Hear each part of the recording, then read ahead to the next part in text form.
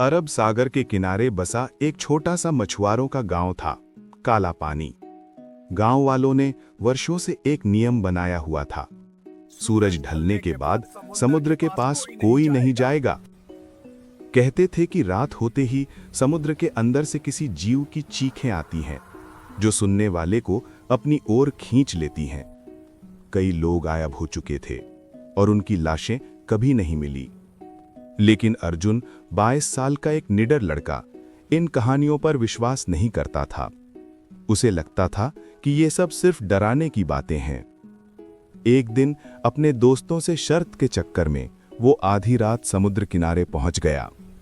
लहरें असामान्य रूप से ऊंची और तेज थी।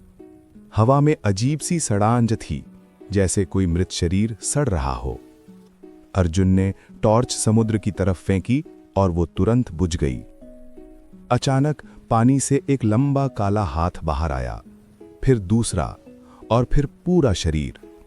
वो जीव इंसानों की तरह दिखता था, लेकिन उसकी आंखें नीले अंधेरे में चमकती थीं। शरीर पर कांच जैसी चमकती मछली की स्केल और उंगलियों में तेज काले पंजे। वो एक डरावनी गहरी आवाज में बोला, तुमने सीमा तोड़ी है, अब तुम मेरे हो। अर्जुन भागने लगा, पर समुद्र की रेत उसके पैरों को पकड़े जा रही थी।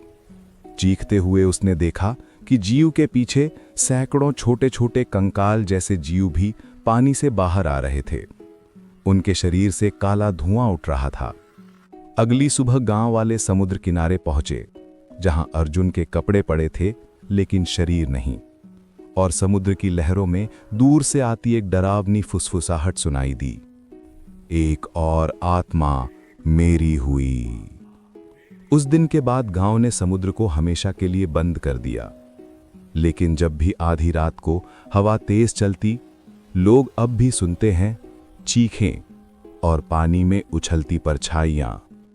कहानी का संदेश, कभी कभी डर सिर्फ कल्पना नहीं, सच्चाई भी हो सकता है।